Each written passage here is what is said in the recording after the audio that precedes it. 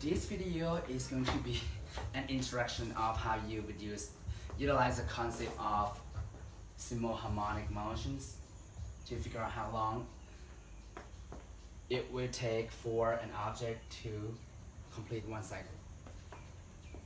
And then your task is to go ahead and draw a picture of the velocity versus time graph. Remember, of the AP exam, you need to be able to interpret the graph and be able to utilize the information given from the graph to solve for certain thing.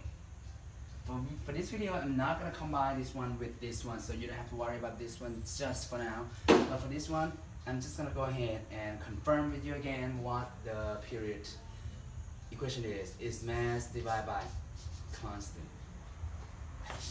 The square root of the mass, the square root of the mass, divided by k. These are the two different equations that we need to know. So now go ahead and look at the conditions given from the shown over here. So your mass is 1 kilogram, so your mass is 4. Therefore, you can see that that one is 4 times. This one is 4 times heavier than that one. The spring constants are the same since they are both 50 Newton per meter.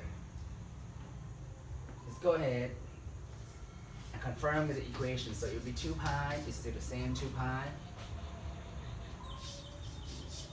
1 over 50.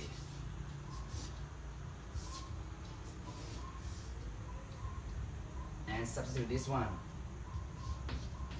2 pi, firm, the mass is 4, divided by 50.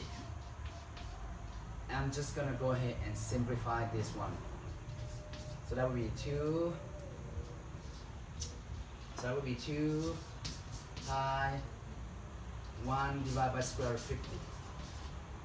This one would be 2 pi square root of 4 is 2 divided by square root of 50.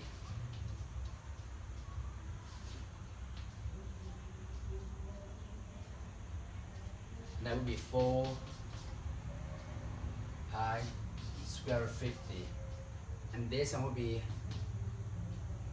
2 pi square root 50. So as you can see, there are all these numbers right here. So I'm just gonna make it obvious that will be 2 pi square root 50. So as you can see that the first experiment will take only 2 pi square root 50, which is 1 time, which is faster than this one. As you can see that the period of the second experiment would take 2 times the first one. So as you can confirm that the second one will take much longer because of the weight.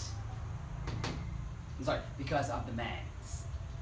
But in this case, we don't worry about the weight. That's why I'm not talking about the weight, I'm talking about the mass specifically. So how the mass affect the period of time. So go ahead and draw this diagram so it will take longer to complete one cycle. And this one, it only takes half.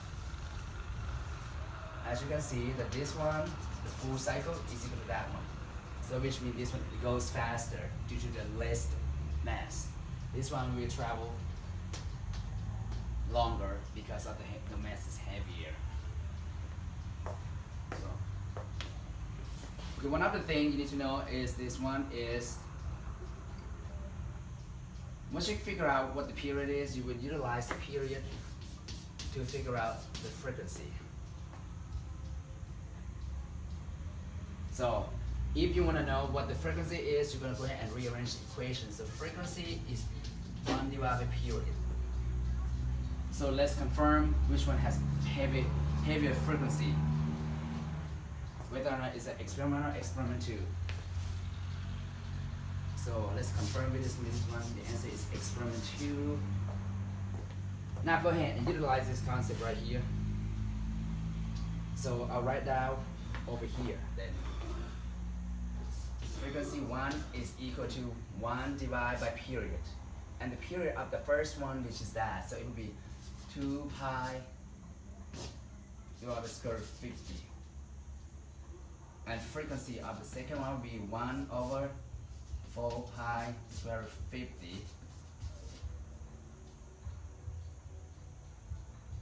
And once you plug in in the calculator, you would be able to figure out which one has a much faster frequency.